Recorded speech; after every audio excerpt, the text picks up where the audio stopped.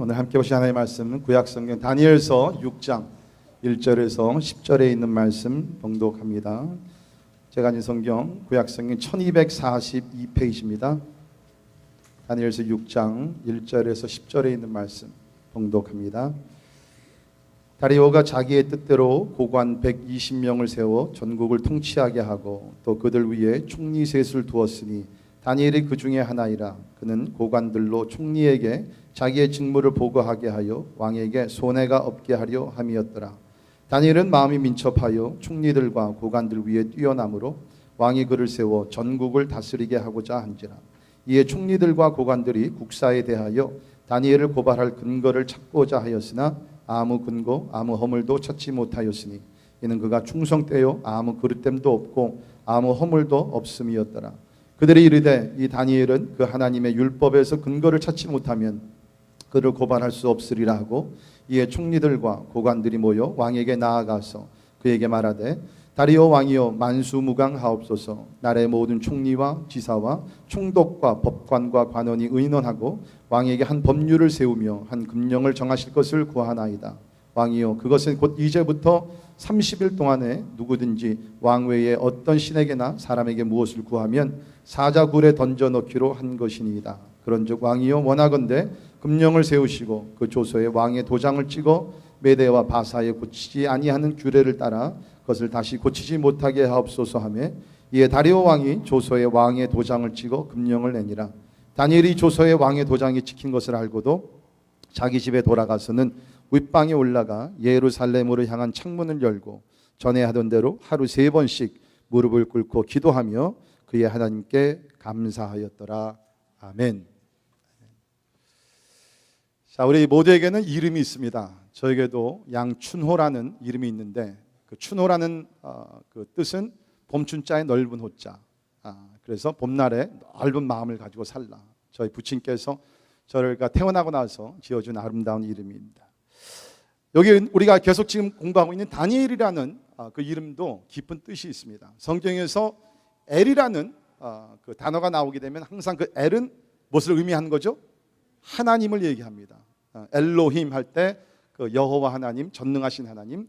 그래서 여기 다니엘은 하나님인데 다는 뭐냐면은 심판자라는 것입니다. 그리고 이는 여기서 나예라는. 그래서 다니엘을 우리가 보게 되면은 하나님이 나의 심판자가 되신다. God is my judge. 그러니까 다니엘을 낳고 나서 부모가 이름을 생각하다가 이 아들의 이름을 하나님은 나의 심판자가 되신다. 그러한 어떻게 보면 상당히 무거운 그러한 그 의미를 가진 이름입니다. 사실 우리가 각자의 이름이 있지만 우리 이름에 좀 모자르는 부족한 그런 삶을, 부끄러운 삶을 살 때가 있는데 여기 다니엘은 그렇지 않았던 것 같습니다. 다니엘은 말 그대로 그 자기 이름에 맞는 부끄럽지 않는 그 삶을 살았던 것 같습니다. 이미 우리가 여러 곳에 봤는데요. 예를 들면 우리 다니엘서 1장에서 이제 포로로 바벨론을 끌려왔을 때 이제 그 3년 동안 훈련을 받으면서 왕의 음식과 포도주를 마시게 왕이 명령을 내립니다. 근데 우리가 이미 본 대로 다니엘과 세 친구들이 그것을 거절하죠. 왜 그렇습니까? 왕이 지금 주는 음식은 뭐 질적으로 봤을 때 뭐 우리가 뭐 성경에 기록되어 있지 않지만 뭐 플레이미뇽에다가 랍스터에다가 뭐 엄청난 그런 맛있는 질 좋은 그런 음식이었을 것입니다. 그러나 문제는 그 음식과 포도주가 어디에 먼저 올라갔었어요? 우상 앞에 올라갔던 제물입니다. 그렇기 때문에 그것을 알았던 다니엘은 자기 몸을 더럽히지 않기 위해서 그것을 단호하게 거절을 합니다. 그래서 1장 8절에서 봤지만 다니엘은 뜻을 정하여 왕의 음식과 그의 마시는 포도주로 자기를 더럽히지 아니하리라 하고, 자기를 더럽히지 아니하도록 환관장에게 구했다. 왜 그래요? 하나님이 나의 심판자가 되시니까 나는 하나님 앞에서 내가 부끄러운 삶을 살지 않겠다는. 우리가 2장부터 4장까지 보게 되면 느부갓네살 왕 앞에 가서 꿈을 해석을 합니다. 그런데 꿈의 내용이 사실은 왕에게는 이것이 저렇게 좋은 꿈이 아니었어요. 어떤 꿈이었어요? 앞으로 멀지 않아서 왕이 다스린 나라가 멸망을 하게 될 것이다. 그런데 그런 어려운 꿈 해석이었지만은 다니엘이 나와서 담대하게 그 꿈을 해석을 합니다. 왜? 중요한 것은 왕이 어떻게 받아들이고 안 받아들이고 중요한 것이 아니라 왕 위에 왕이 계시는 여호와 하나님께서 메시지를 주셨으니까 다니엘에게는 그 심판자 되신 하나님의 뜻을 주행할 수밖에 없는 것이에요. 그리고 하나님께서 그를 통해서 해석해 주셨을 때 절대로 자기를 자랑하지 않고 자기가 인정받지 않고 모든 영광은 하나님께만 올려드립니다. 그래서 우리가 다니엘서 2장 28절에서 보면 꿈을 해석해 할 때에 다니엘이 이런 얘기를 합니다. 오직 은밀한 것을 나타내시려는 하늘에 계신 하나님이시라. 그가 느부갓네살 왕에게 후일에 될 일을 알게 하셨나이다. 왕의 꿈 곧 왕이 침상에서 머릿속으로 받은 환상은 이러하니이다. 그러면서 다니엘이 It's not me, it's not my wisdom that interpret the dream, but there is God, the most high God. 지극히 높으신 하나님께서 이제 왕을 위해서 해석을 주실 것입니다. 그러면서 이제 왕들이 상당히 교만해지자 그 다니엘은 그 심판자 되신 하나님을 대표하는 사람이었기 때문에 왕에게는 이것이 참 어떻게 보면 모독적인 언사가 될지 모르지만 왕에게 나가서 이런 또 담대한 얘기를 합니다. 거기 5장 22절에서 우리가 이미 본 말씀이지만 벨사살 왕 앞에 나가 이런 얘기하죠. 벨사살이요, 왕은 그의 아들이 되어서 이것을 다 알고도 아직도 마음을 낮추지 아니하고 도리어 자신을 하늘의 주제보다 높이며 그의 성전 그릇을 왕 앞으로 가져다가 왕과 귀족들과 왕후들과 후궁들이 다 그것으로 술을 마시고 왕이 또 보지도 듣지도 알지도 못하는 금, 은, 구리, 쇠와 나무, 돌로 만든 우상을 찬양하고 도리어 왕의 호흡을 주장하시고 왕의 모든 일을 작정하신 하나님께는 영광을 돌리지 아니한지라. 여러분, 이거 쉬운 얘기 아닙니다.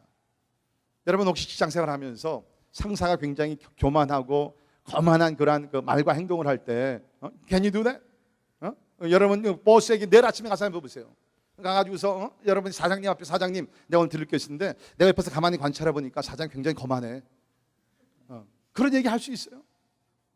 근데 지금 다니엘은 그걸 하는 거예요. 목숨을 걸고 하는 것이에요. 왜? 왕 위에 참된 왕이 계시잖아요.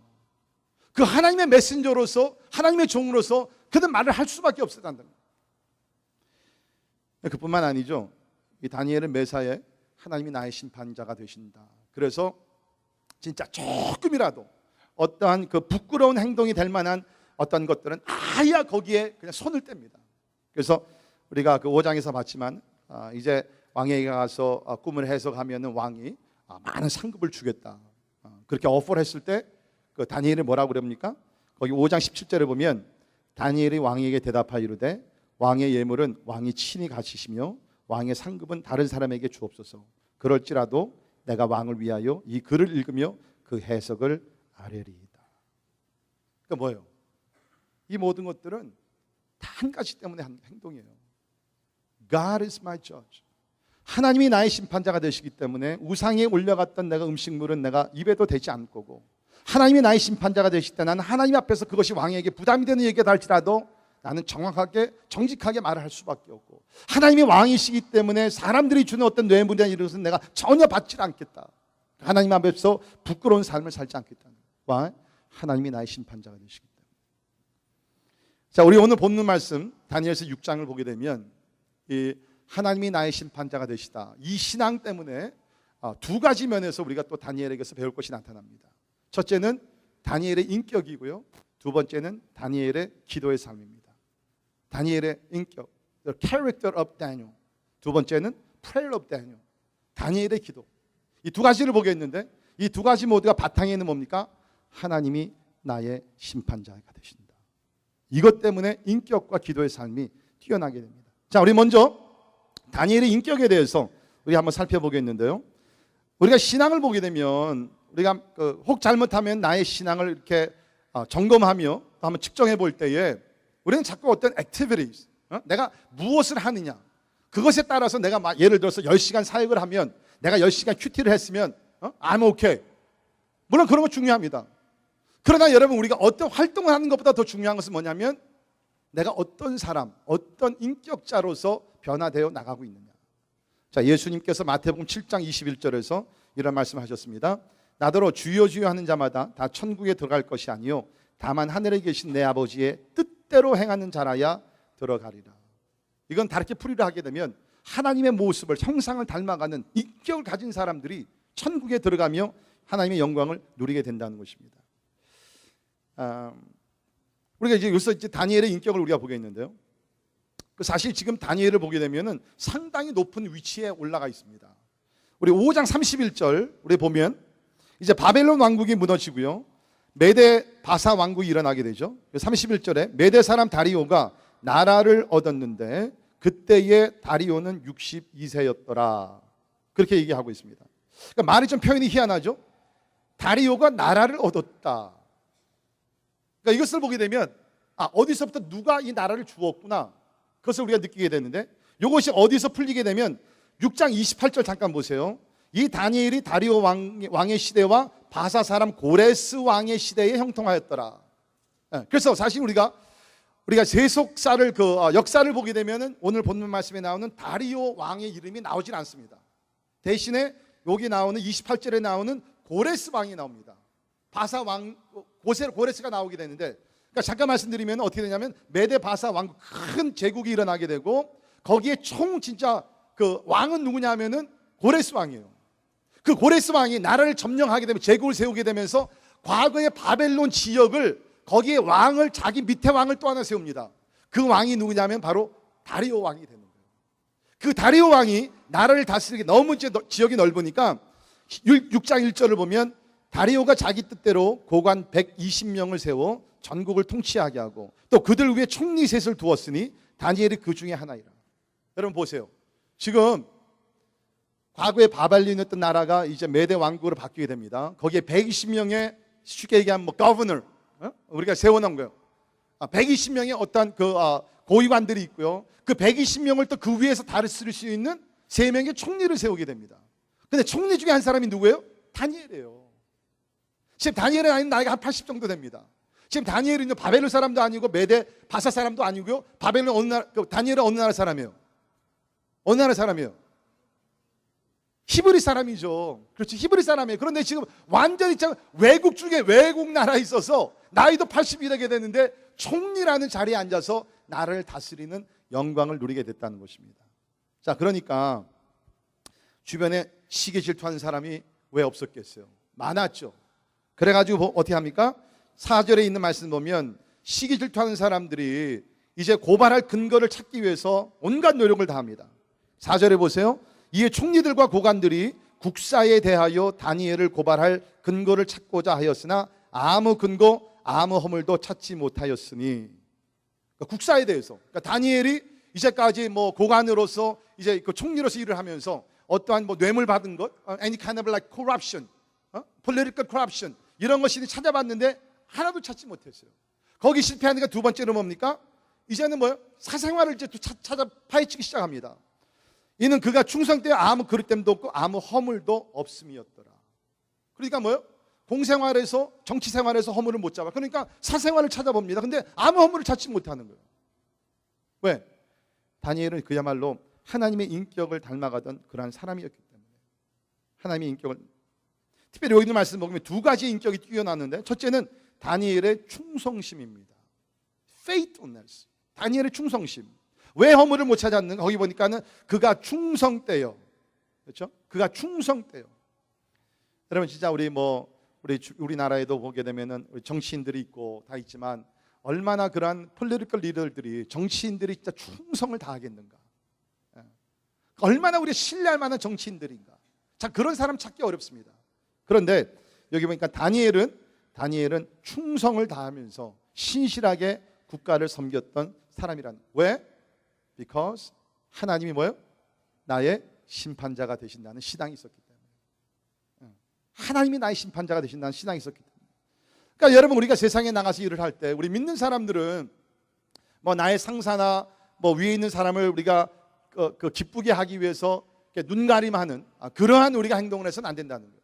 그래서 바울이 뭐라고 얘기했습니까? 바울이 에베소서 6장 5절에 보면 종들아 두려워하고 떨며 성실한 마음으로 육체의 상전에게 순종하기를 그리스도께 하듯 하라. 눈가림만 하여 사람을 기쁘게 하는 자처럼 하지 말고 그리스도의 종들처럼 마음으로 하나님의 뜻을 행하고 기쁜 마음으로 섬기기를 주께 하듯 하고 사람들에게 하듯 하지 말라. 이는 각 사람이 무슨 선을 행하든지 종이나 자유인이나 주께로부터 그대로 받을 줄을 알미라. 혹시 여러분들 가운데 지난 금요일 날 엊그제 원래는 오후 5시까지 오피스를 지켜야 되는데 상사가 3시에 떠났기 때문에 4시에 나오신 분들 회개하시기를 바랍니다. 그러면 안 된다는 거예요. 실제적으로 진짜 우리 믿는 사람들은 사람의 눈가림을 하면서 안 된다는 거예요. 왜? 우리는 궁극적으로 뭡니까? 우리의 책임은 하나님께 있기 때문에. 사람의 눈은 가릴 수 있을지 모르지만, 사람이 모르고 지나갈 수 있지만 궁극적으로는 하나님께서 나의 심판자가 되시기 때문에. 믿으십니까? 이런 우리가 의식을 가지고 살면, 이런 신앙관을 가지고 살면 우리가 진짜 충성을 할 수밖에 없는 거예요. 우리 세상이라도 나가서 충성하게 될 줄을 믿습니다. 사실 이런 사람 찾기 어렵죠.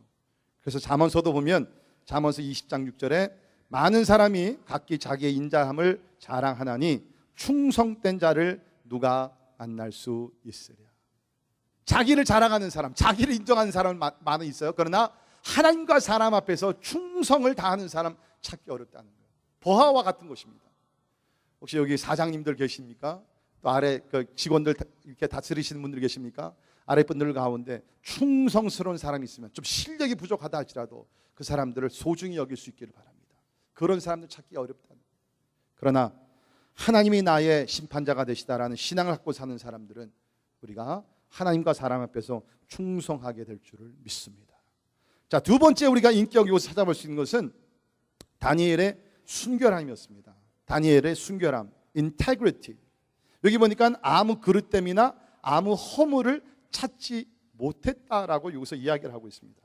여러분, 정치인들 가운데, 특별히 정치인들 가운데 주머니 털어서 먼지 안 나오는 사람이 있겠어요? 없어요. 우리 오늘 시카고에서 방문하시는 김영규 집사님은 원래 기자 생활을 오래 하셨는데, 기자들이 가서 리포트를 하면서 인베스티게이트 하면요 다 나옵니다. 우리 지금 한국에서 우리 전 대통령 아시죠? 누군지 지금 조사받고 있잖아요. 자기 재산이 얼마라고 얘기해요? 29만 원밖에 없대요. 말이 돼요? 말이 돼? 그건 사람도 아니야. 그거는 내가 보면. 제가 웬만해서 이런 얘기 안 하죠. 얼마나 짐승 같으면 내가 이런 얘기해요. 천하만민이 다 아는 얘기인데 주머니 터서 그 사람 먼지가 아니라 한 집이 나옵니다. 그런데 여기 보니까는 다니엘은 깨끗했어요. 깨끗했어요. 아마 전무후무한 정치인이었을 것입니다. 아무 흠을 찾을 수가 없었어요. 왜 그래요? 하나님이 나의 심판자가 되시기 때문에. 사랑하는 성도 여러분, 오늘날 우리 교회에서는 너무 하나님의 사랑과 자비와 또 용서하심 이러한 메시지만 나가고 어떤 하나님의 심판에 대해서는 말씀을 증거하지 않기 때문에 오늘 사람들이 너무나 쉽게 죄와 타협하면서 이 세상에서 살고 있는지 모르겠습니다. 자, 여러분의 눈을 활짝 뜨게 할 제 한 구절 여러분과 함께 나누죠. 성경 말씀인데 고린도후서 5장 10절에 있는 말씀입니다.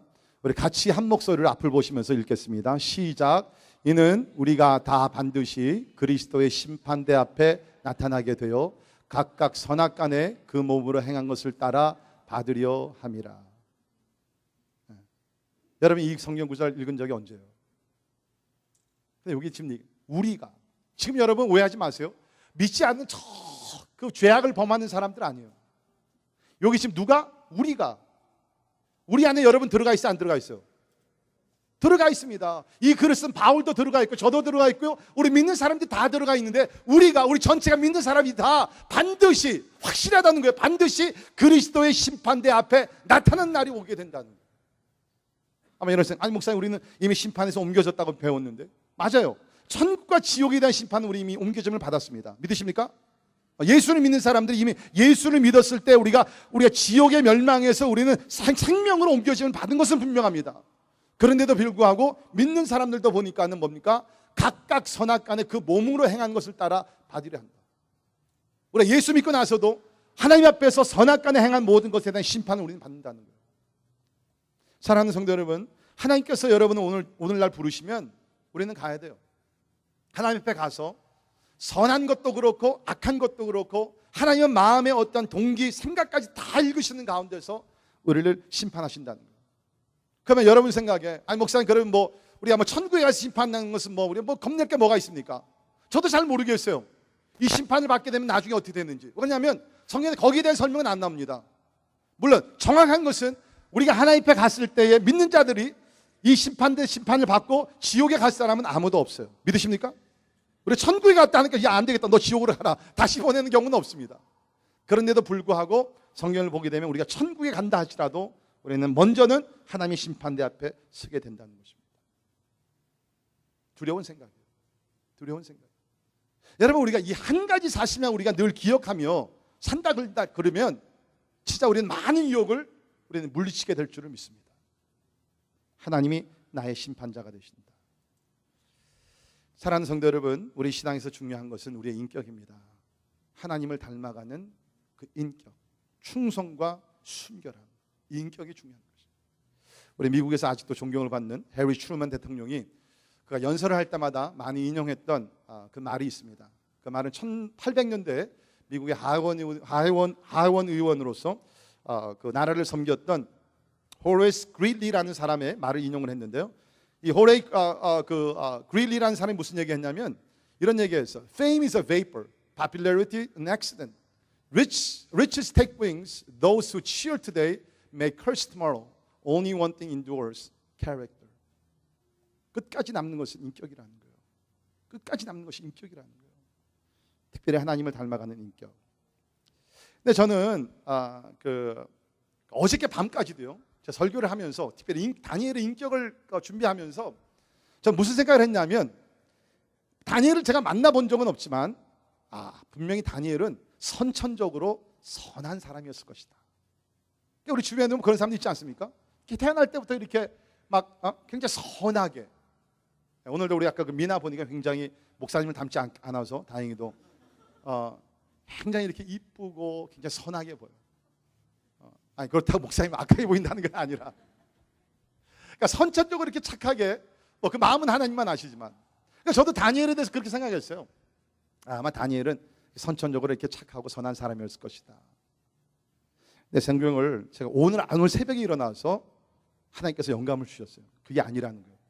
이건 선천적으로 그가 착한 사람이 아니라 3절에 있는 말씀 보면 다니엘은 마음이 민첩했다. 이것이 이제 여러 가지 번역이 나옵니다. 민첩했다는 번역이 여기 단어가 나오는데, 우리 NIV에서는 so distinguished라는 단어를 썼고요. 그러나 우리가 이것을 원문에서 보면 아주 놀라운 영을 소유했다는 뜻입니다. 여기 마음이 민첩했다는 것은 아주 놀라운 영을 소유했기 때문에 through the spirit he became so distinguished. 아주 특별한 사람이 되었다는 거예요. 그래서 제가 여기서 해결책을 다니엘은 원래 선천적으로 이렇게 선하고 착한 사람이 아니라 하나님의 영이 그와 함께했기 때문에 이 다니엘이 선한 사람이 된 줄로 믿습니다. 그러고 나서 다니엘서를 전체를 다시 한번 제가 연구해 보니까 이 다니엘서에서 나온 다니엘을 표현할 때 나오는 그 훌륭한 단어 중에 하나가 뭐냐면 그의 안에는 신의 영이 있었다는 거예요. 예를 들면 우리가 4장 8절로 한번 가봅시다.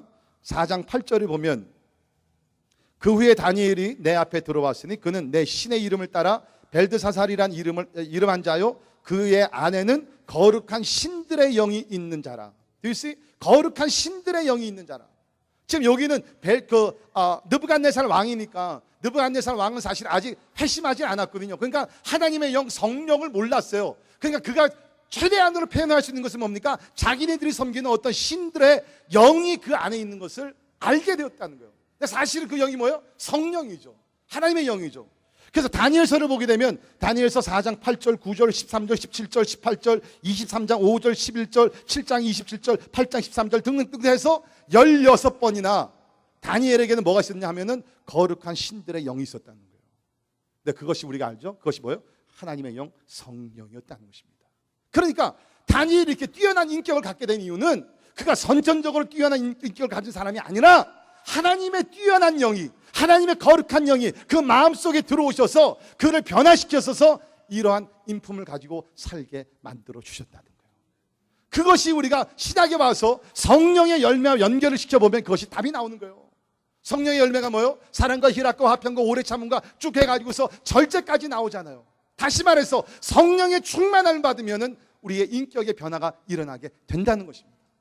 그러니까 다니엘이 원래 선천적으로 충성을 하고 선천적으로 순결한 사람이 아니라 하나님의 뛰어난 영이 그 마음속에 충만히 임하니까 세상을 닮아가지 아니하고 그가 그야말로 거룩한, 순결한, 그리고 충성을 다하는 그런 사람으로 변화되었다는 거예요. 사랑하는 성도 여러분, 혹시 여러분들 가운데 자기 자신의 모습을 보면서 왜 내 성격이 좀 이렇지? 왜 내가 좀 인품이 이래? 자기 인격에 대해서 진짜 고민하시는 분들, 저는 참 그 아름다운 고민이라고 저는 생각이 됩니다. 그러나 거기서 내 인격이 변화되기 위해서는요, 무슨 뭐 돌을 더 닦고 내가 무슨 뭐 더 이렇게 하는 것이 아니라 인격의 변화가 일어나기 위해서는 성령의 충만함을 받으시기를 주의 이름으로 축원합니다. 그러면 절제하지 못한 사람은 절제를 하게 되고, 사랑 못하고 미워하는 사람이 사랑을 하게 되고, 마음의 화평과 기쁨이 없던 사람들 마음속에 하나님의 기쁨이 임하게 되고, 일터에서도 충성을 다하며 거짓과 타협하지 아니하고 순결한 삶을 살게 될 줄을 믿습니다. 키는 하나님의 영이에요. 그러니까 다니엘은 하나님이 나의 심판자가 되신다, 그것을 의식적으로 생각하면서 성령의 도우심을 받아 하나님 앞에서 아름다운 인격을 가지고 살면서 덕을 끼쳤던 사람이라는 것입니다. 자, 이 두 번째, 하나님이 나의 심판자가 되신다. 그것 때문에 다니엘의 기도 생활은 뛰어났습니다. 기도 생활을 우리가 잠깐 보겠는데, 자, 이제 사생활에서도 문제를 찾지 못하고, 그 다음에 자기 정치 생활에서도 어떤 흠을 잡지 못했어요. 그러니까 주변에 시기 질투하던 100명이 넘는 사람들이 한 가지를 찾아냅니다. 그것이 뭐냐면, 다니엘을 우리가 무너뜨릴 수 있는 길이 있는데, 그것이 뭔가, 그가 섬기고 예배하는 하나님 앞에 하나님의 문제를 가지고 우리가 이 사람을 잡으면 되겠다. 그래서 5절에 보면 그들이 이르되, 이 다니엘은 그 하나님의 율법에서 근거를 찾지 못하면 그를 고발할 수 없으리라. 다시 말해서 이제 다니엘의 신앙생활을 이제 공격하기 시작하는 거예요. 이들이 그 모함을 이제 계획을 하는데, 그것이 뭐냐면 거기 있는 말씀 보면 7절에 나라의 모든 총리와 지사와 총독과 법관과 관원이 의논하고 왕에게 한 법률을 세우며 한 금령을 정하실 것을 구하나이다. 왕이여, 그것은 곧 이제부터 30일 동안에 누구든지 왕 외에 어떤 신에게나 사람에게 무엇을 구하면 사자굴에 던져 넣기로 한 것이니라. 그래서 뭐예요? 사생활과 공생활에서 흠을 찾을 수 없으니까 이제 종교생활에서 문제를 삼는 거예요. 그것이 뭐냐? 이제 왕에게 나가서 그 왕에게 조서를 이제 주면서 왕에게 도장을 받아가지고 다음 30일 동안 for next 30 days 누구든지 다 그 왕 외에 다른 사람이나 신에게 절하고 기도하면 그 사람은 사자굴에 넣는 걸 하자. 그런 여기 이제 모함을 여기서 꾸미는 거예요. 그러니까 왕은 영문도 모르고 뭐 왕이니까 왕 외에는 다른 사람에게 절하는 것을 허락하면 안 됩니다. 그러니까 왕이 뭐 기분 좋은 거죠. 그래, 우리 한번 그렇게 하자. 도장 빵 찍습니다. 이제 문제는 시작이 되는 거예요. 왜냐하면 다니엘은 이제 하나님 앞에 기도하는 기도를 못하게 아예 법으로 만들어 버렸거든요. 자, 그러나 10절에 있는 말씀, 여러분 성경을 보시면서 우리 10절 같이 한 목소리 읽겠습니다. 10절 시작.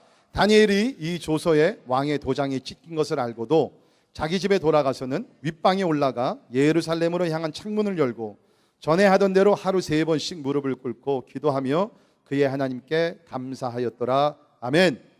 자, 우리 이 말씀에서 다니엘의 기도에 대해서 몇 가지 중요한 점을 발견합니다. 첫째, 다니엘은 하나님께 기도하지 못하게 하는 법과 거기에 따르는 결과를 알면서도 기도했다는 것입니다. 법과 그 결과, 법을 지키지 않았을 때 어떤 컨시퀀스가 일어날 것을 알면서도 기도를 했다는 거죠. 10절 들어가는 말이 다니엘이 조서에 왕의 도장이 찍힌 것을 알고도 어떤 결과가 일어날까 알고도 그는 계속해서 기도를 했다. 근데 여러분 이때 우리가 잠깐 생각해 보면, 우선 여러분이 만약에 지금 다니엘 위치에 있다면 어떻게 하겠어요? 어떻게 하겠어요? 아마 우리들 가운데 이렇게 생각할 것입니다. 지금 내 자리가 어떤 자리인가? 나는 총리의 자리에 앉아 있는데 총리는 왕을 섬기는 것이 책임이다. 성경에도 권세자들에게 복종하라 그랬으니까 나는 할 수 없이 왕의 명령을 따를 수밖에 없다라고 정당화시킬 수가 있어요. 아니면은 또 이런 생각을 할 수 있죠.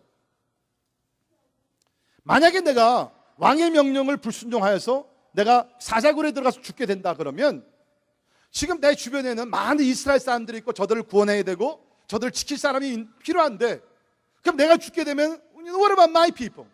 우리 동족들은 어떻게 돼? 그러한 차원에서 사명감을 가지고 안 되겠다. 30일이니까 내가 30일 동안은 기도하는 것을 멈추리라. 뭐 그런 생각을 할 수도 있어요. 그렇죠? 뭐 아니면은 뭐 다른 방법으로 우리가 뭐 꼭 성경에 꼭뭐 무슨 뭐 우리가 하나님 앞에 뭐 날짜와 시간을 장소를 정해놓고 기도할 필요 있는데 마음속으로만 기도하면 되지. 그러니까 여러 가지 우리가 이 명령에 내가 따라가면서, 하나님께는 불순종이죠. 그러나 그렇지만 나름대로 어떤 그 정당화시킬 수 있는 이유들은 충분히 많이 있었어요. 그런데 다니엘은 소위 얘기하는 제2의 생각을 하지 않았다는 거예요. He didn't even think about the alternative. 이 방법이 말고 다른 방법이 있지 않을까? 그걸 찾지 않았다는 겁니다.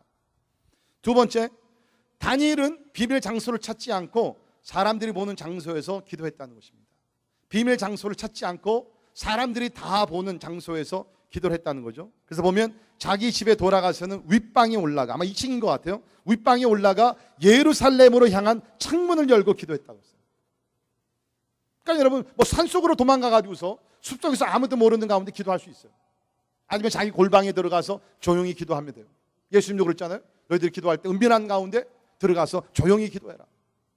그러니까 그런 말씀들도 있으니까 성경에. 그러니까 그럼 이번에 30일 동안 내가 그냥 조용히 아무도 모르는 데서 내가 프라이빗리 기도해야 되겠다. He could have done that. 그런데 다니엘은 그렇게 하지 않았다는 거예요. 여러분, 이거 상당히 중요한 포인트인데 그것이 뭐냐면 지금 다니엘은요, 뭐 30일 동안 기도하느냐 안 하느냐가 문제가 아닙니다. 지금 이건 다니엘 잘 들으세요. 기도를 통해서 하나님 믿지 않는 사람 앞에서 자기가 하나님을 인정하느냐 아니면 하나님을 부인하느냐. 지금 더 큰 문제가 눈앞에 있는 것을 알았다는 거예요. 네. 자, 여러분, 오늘날 우리 선교에서 상황화라는 단어를 우리가 사용하고 있습니다. 상황화. 우리 지난번 우리 선교학교 때도 그런 단어가 나왔었는데, 우리 기억나시는 분 한번 손 들어보세요. 상황화. 기억나세요? 다 까먹었어요? 이 상황화라는 단어가 뭐냐면 영어로는 contextualization. 특별히 그 공산권이나 모슬림권에 들어가서 사시는 선교사님들이 이제 너무나 상황이 힘드니까, 왜냐하면은 모슬림들이 개종을 하게 되면은 그것을 다 알리게 되면 어떻게 됩니까? 우선 가족에서 이제 쫓김을 받게 되죠. 쫓겨나게 되고요. 사회에서도 완전히 그냥말로 고립된 삶을 살게 됩니다. 직장도 잃고 가족도 잃고 모든 것을 다 잃어버리는 거예요. 그러니까 너무나 삶이 힘들어지니까 이제 우리가 좀 그들을 배려하자. 그래가지고서 이 상황화라는 그런 개념을 가지고 나와서 어떻게 이제 그 인도를 하냐면, 당신들은 그냥 머스크에 가십시오. 예수님 영접했지만 머스크에 가서 그 모슬렘들은 알라 신에게 엎드려 기도할 때 당신들은 여호와 하나님 예수 그리스도께 기도하십시오. 근데 괜찮습니다. 그러니까 어떻게 보면 물론 우리 같이 이렇게 자유나라에서 신앙생활하는 사람들이 뭐 이렇다 저렇다 우리 얘기하기 참 굉장히 우리가 어려운 위치에 있는 것을 저도 알아요. 제가 그분들의 그런 어려운 상황을 모르는 것 절대로 아니지만 at the same time 만약에 오늘날 환난과 핍박이 너무나 심해졌다 그래가지고서 이런 것을 상황화라는 이름 안에 허용을 하게 된다 그러면 다니엘 같은 사람들은 어떻게 돼요?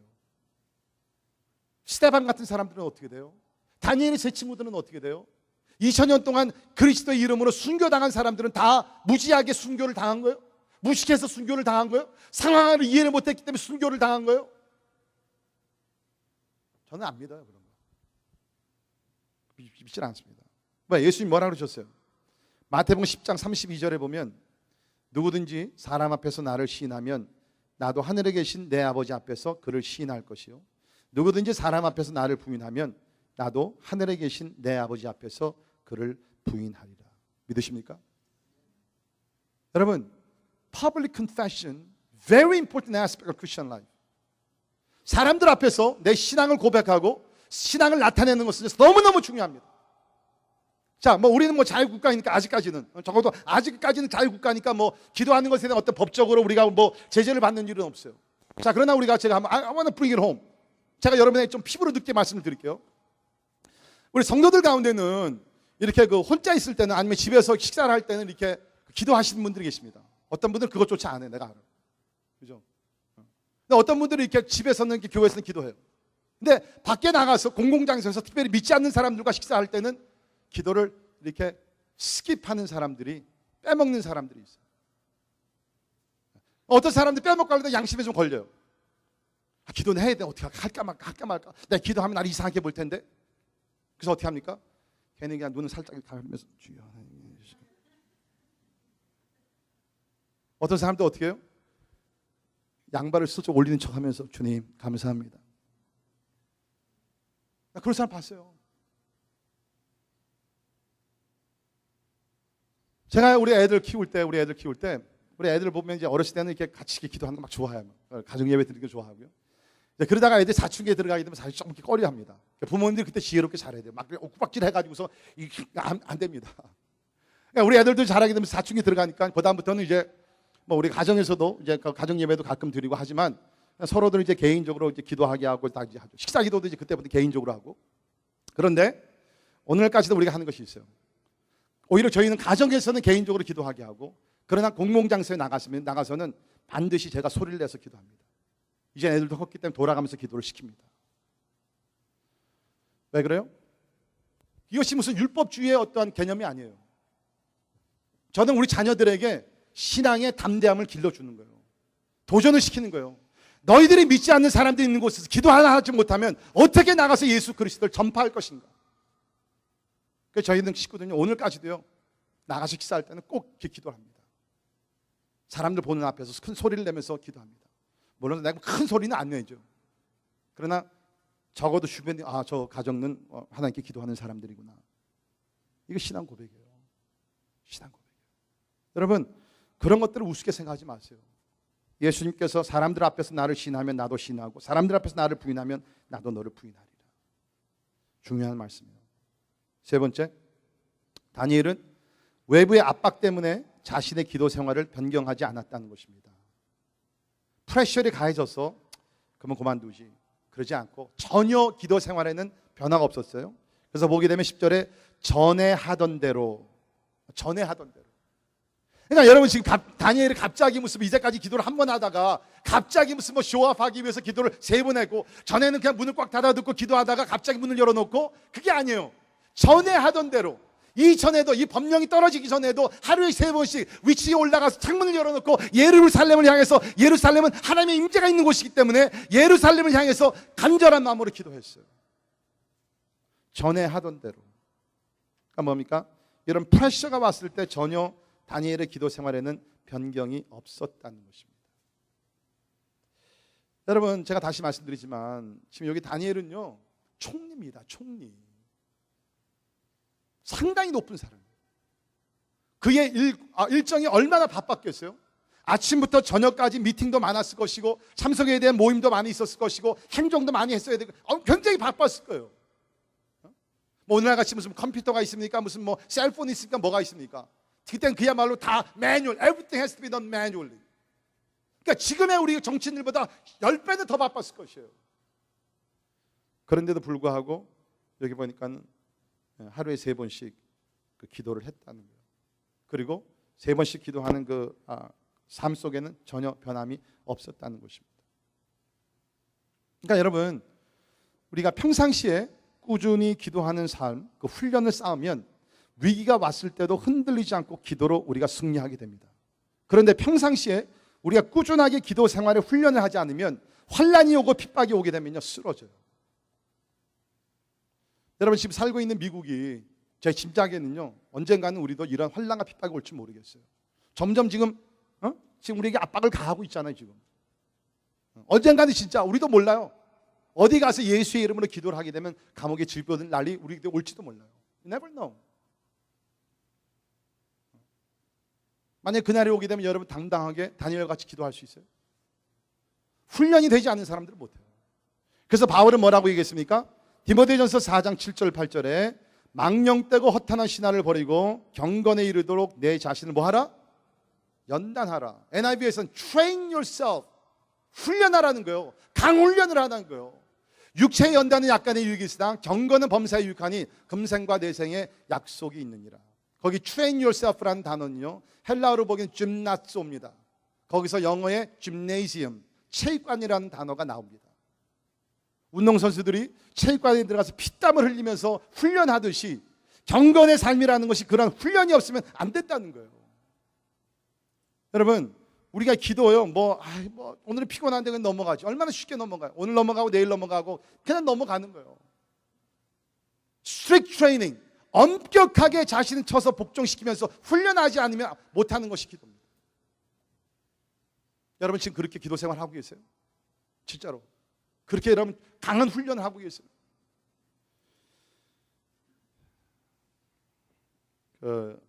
지금 올해는 이제 7월 달인데 이것이 지금 무슬림들이 지키는 라마단 달입니다.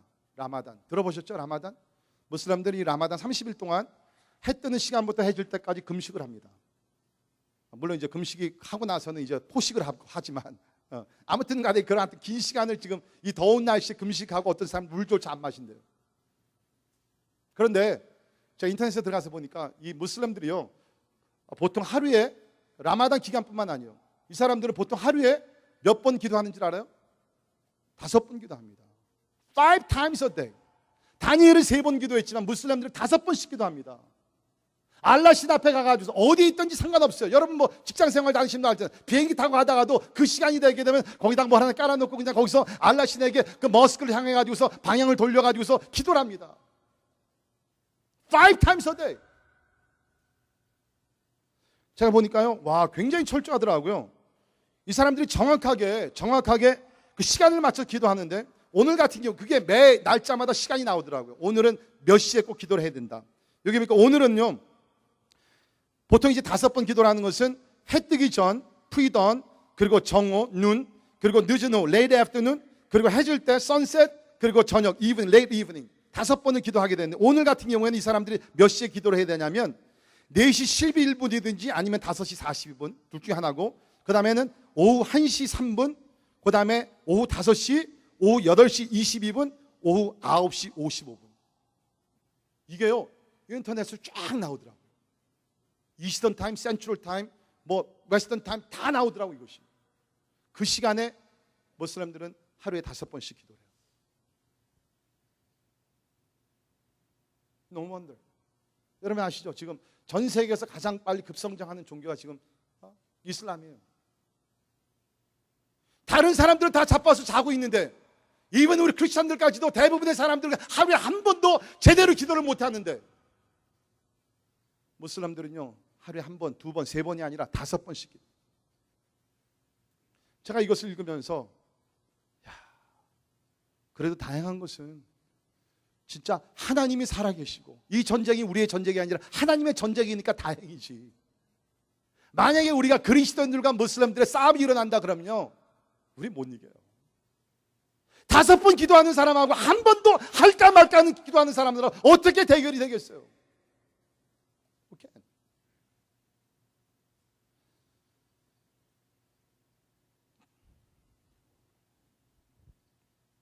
사랑하는 성도 여러분, 우리 보통 얘기합니다. 지금 영적 싸움의 시대라고. And we are engaged in very vicious, fearful war battle. 한쪽에는 하루에 5번씩 기도해요. 여러분 얼마나 기도하고 있어요? 부탁을 드립니다. 아직까지도 하루에 한 번도 제대로 기도 못하신 분들, 제가 여러분과 여러분의 가정을 Never mind about the church and kingdom of God. 뭐 하나님의 나라나 하나님의 교회에 상관치도 않고요. 제가 여러분 부탁드리는 것은 여러분과 여러분의 가정을 보호하기 위해서 적어도 하루에 한 번 기도하는 여러분들이 되기를 주의 이름으로 축원합니다. 식사 기도 말고요. 간절하게 예수님같이 피땀을 흘리면서 철저하게 영적 싸움을 나가면서 하나님이여 우리 가정을 보호하시고 어두운 곳에서 물리쳐 주시고 하나님의 나라가 전진하게 하여 주옵소서. 그런 강력한 기도를 하루에 한 번 하시기를 바라요. 여러분들 가운데 하루에 한 번은 잘 기도하시는 분들 계세요. 한번 하루에 2번씩 하면 안 될까요? 하루에 3번씩 하면 어떨까요? 진짜로 여러분. 헛된 신을 섬기는 사람들이 5번씩 하는데 참된 신을 섬기는 우리가 왜 못해요?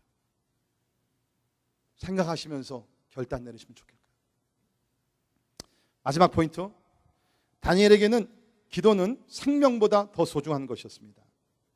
이것이 오늘 저에게는 가장 충격적이고 도전을 주는 말씀인데요. 다니엘은 이제 사람들 앞에서 여호와 하나님께 기도하면 사자 굴 속에 던짐을 받는 것을 알았어요. 우리들이 지금 이미 다 지나간 사건이니까 한 2500년 전에 있었던 사건이니까 사자 굴 속에 던져갖고 던짐을 받았고 하나님께서 다니엘과 함께 하셔서 사자들의 입을 막으셔가지고서 머리 하나 상하지도 아니하고 그야말로 건짐을 받았다. It's a wonderful story. 그래서 우리 어린아이들에게도 많이 들려주는 이야기가 이 다니엘 그 굴속의 이야기예요. 사자 굴속의 이야기인데, 그러나 여러분 다니엘은 처음에 몰랐어요. 제가 놀랬던 것은 뭐냐면 다니엘이 그렇게 꿈을 많이 꿨는데도 이 꿈은 못 꿨더라고요. 하나님께서 꿈을 미리 보여주시지 않으셨어요. It just happened and he was willing to lay down his life for the cause of prayer. 기도를 위해서 다니엘은 목숨을 내걸었다는 거예요. 그러니까 여러분 누구든지 다니엘에게 가서 Daniel, would you like to pray and die? Or would you like to stop praying and live? 다니엘, 당신은 기도하다가 죽을래? 아니면은 기도하지 않고 살래? 여러분 물어보면 다니엘은요, 그의 대답은 straightforward, without any reservation, he would say, I rather want to pray and die than to live and not pray. 뭐예요? 다니엘의 대답은 나는 죽으면 죽었지, 나는 기도하는 것을 멈추지 못해. 나는 죽으면 죽었지, 내가 비굴하게 어느 그냥 골방에 들어가서 아무도 모르는 가운데서 비겁하게 기도하는 것, 나는 그거 못해. 내가 죽으면 죽었지. 그러니까 뭐예요? 다니엘에게는요, 기도하지 못하게 하는 건요, 아니면 비겁하게 기도하는 것은요, 살 가치가 없는 것이라고 생각했어요. 그래서 오늘 설교 제목이 뭐예요? 목숨보다 더 소중한 기도. 목숨보다 더. 사랑하는 성도 여러분, 제가 오늘 여러분을 비난하거나 책망하거나 뭐 그런 찬을 지금 드리는 말씀이 아니라 저 자신을 포함해서 오늘날 그리스도인들이 너무 부끄러워서 제가 이 얘기를 나누는 거예요. 너무나 부끄러워. 우리에게는 오늘날 기도는 뭡니까? 시간이 나면 하고 시간이 안 나면 못하고 아무 죄책감 없이 넘어가요. 위기를 당하면 내가 위기를 극복하기 위해서 기도하고 평탄해지게 되면 기도 안 하고 또 그냥 하루 이틀 한 주일 1년을 그냥 넘어가고 몸이 피곤하면 스킵하고 괜찮으면 기도하고. 우리에게는 기도는요, 선택의 여지가 있는 어떤 종교 활동이에요. 그러나 다니엘에게는 아니에요. 목숨보다 귀한 것, 목숨과 바꿀 수 있는 것, 목숨보다 더 소중한 것이 하나님 앞에 나가 기도하는 것이었어요. 사랑하는 성도 여러분들이요, 오늘 이 말씀이 여러분에게 영적 도전이 되기를 주의 이름으로 축원합니다. 잠자는 영혼들이 일어나기를 바랍니다. 여러 가지 핑계를 대면서 기도를 자꾸 미루시는 분들, 이제는 여러분의 삶의 기도를 맨 앞에 우선권에 놓으시고 살기를 주의 이름으로 축원합니다. 진짜 언젠가는 우리도 다니엘과 같이 내가 이 땅에서 기도하지 못하고 하는 것보다는 내가 I rather want to die. 하나님이여, 나에게 이렇게 기도가 소중히 여김을 받게 하여 주옵소서. 이렇게 각오를 하고 나가니까 하나님께서 다니엘을 보호해 주시죠. 그래서 오늘 말씀 보게 되면 이제 후에 가게 되면 결국에는 왕이 이제 명령을 내린 것이니까 어겼을 때에 이제 사자굴에 집어넣습니다. 사자굴에 집어넣고 왕이 슬퍼요. 왜? 이 왕은 다니엘을 상당히 아끼던 사람이었거든요. 그러니까 슬퍼했어요. 밤새 잠을 못 잤을 것이에요. 그 다음날 아침 일찍이 되어가지고서 사자굴 속에 나가봅니다. 그런데 이거 웬걸 사자굴 속에서 소리가 들리는 거예요. 거기 있는 말씀 보면 거기 21절에 다니엘이 왕에게 아뢰되 왕이여 원하건대 왕은 만수무강하옵소서. 나의 하나님이 이미 그의 천사를 보내어 사자들의 입을 봉하셨으므로 사자들이 나를 상해하지 못하였나오니 이는 나의 무죄함이 그 앞에 명백하며. Notice here, 나의 무죄함이 그 앞에 명백하며. 뭡니까? 하나님이 나의 심판자신데 하나님께서 나의 행동에 대해서 너는 무죄, 너는 착한 사람이야, 내가 너를 인정해, 무죄하오니 그 앞에 명백함으로 하오니 또 왕이여 나는 왕에게도 해를 끼치지 아니하였나이다 하니라. 그러니까 하나님께서 보호해 주신 것이에요. 자, 근데 중요한 건 그 다음에 나옵니다. 거기 있는 말씀 보게 되면 그러니까 왕이 너무너무 기뻐가지고서 25절에 있는 말씀 보시면 이에 다리오 왕이 온 땅에 있는 모든 백성과 나라들과 언어가 다른 모든 사람들에게 조서를 내려 이르되 원하건대 너희에게 큰 평강이 있을지어다. 내가 이제 조서를 내리노라. 내 나라 관할 아래에 있는 사람들은 다 다니엘의 하나님 앞에서 떨며 두려워할지니. 자, 그 다음에 그는 살아계신 하나님이시오 영원히 변하지 않으실 것이며 그의 나라는 멸망하지 아니할 것이요 그의 권세는 무궁할 것이며 그는 구원도 하시며 건져내기도 하시며 하늘에서든지 땅에서든지 이적과 기사를 행하시는 이로써 다니엘을 구원하여 사자 입에서 벗어나게 하셨음이라 하였더라. 여러분, 하나님께서요 다니엘이 사자굴 속에 들어가지 않도록 막을 수도 있었어요. Why not? 전능하신 하나님이신데. 근데 하나님은 그렇게 안 하시고요, 다니엘로 하여금 사자굴 속에 들어가게 하셨어요. 하룻밤을 지내게 하셨어요. 왜? 이를 통해서 하나님 믿지 않는 이방인들이 야, 다니엘이 믿는 하나님은 진짜 전능하신 파워풀 능력이 많으신 하나님이시구나. 그래서 여기 지금 메데바사 왕국에 하나님의 영광이 드러납니다. 하나님의 이름이 높임을 받습니다. 사랑하는 성도들 잘 들으시길 바랍니다. 왜 우리가 이 땅에서 신앙생활을 잘하며 그리스도를 닮아가는 인격을 가졌다 할지라도 왜 사람들에게 미움을 받고 환난을 받고 손가락질을 받고 그 사람들이 우리 미워합니까? 하나님이 허락하시는 거예요. 우리가 그 가운데서 다니엘과 같이 신앙을 굽히지 않고 달바지 않냐고 끝까지 인내하게 되면 하나님의 손길이 우리를 도우셔서 우리를 구원하시고 그 가운데 하나님의 이름이 높임을 받고 하나님이 영광 받으시는 그날이 오게 될 줄을 믿습니다. 결론을 내리면서 저는 우리 교회 가운데 다니엘 운동이 일어나면 좋겠어요. 다니엘 운동이 뭐예요? 기도 운동이에요. 목숨을 걸고 하루에 3번씩 기도하는. I guarantee you. 여러분이 만약에 하루에 1번 기도하시면 하루에 3번 기도하면요 3배 이상의 하나님의 축복과 하나님의 임재와 하나님의 영광이 여러분의 가정과 사업과 자녀들 가운데 임하게 될 줄을 믿습니다. 왜? 구하는 대로 주신다 그랬으니까. 그래서 저는 이제 부끄럽지 않고 여러분에게 담대히 여러분을 초대하면서 도전합니다. Let's pray 3 times a day. 하루에 3번씩 기도하자는 거예요. 모슬람들은 5번씩 하는데 Why not us? 영적 부흥은 기도를 통해서 일어납니다. 오늘 말씀이 이 말씀이 여러분들 가운데 확신과 도전으로 임하기를 주님의 이름으로 축원합니다. 기도하겠습니다. 하나님, 어린 세상에서 많은 도전과 하나님 우리가 시련과 하나님 참 환난을 받으며 살고 있습니다. 우리가 신앙생활을 잘하면 잘할수록 더 핍박은 점점 강해집니다. 그러나 감사한 것은 심판자 되신 하나님께서 그 모든 일을 보시며 하나님의 주권 가운데 모든 일이 일어나시고 하나님이 허락지 아니하시는 일어나지도 않고 하나님이 허락하시는 일만 일어나게 되는데 하나님의 그 고통 중에서도 하나님이 우리를 지켜주실 줄을 믿습니다. 다니엘과 같이 하나님의 인격을 닮아가는 자들이 되게 하시고 다니엘과 같이 목숨을 걸고 하루에 3번 이상 기도하는 기도의 용사들 하나님께서 세워 주시옵소서. 예수님 이름으로 간절히 기도하옵나이다.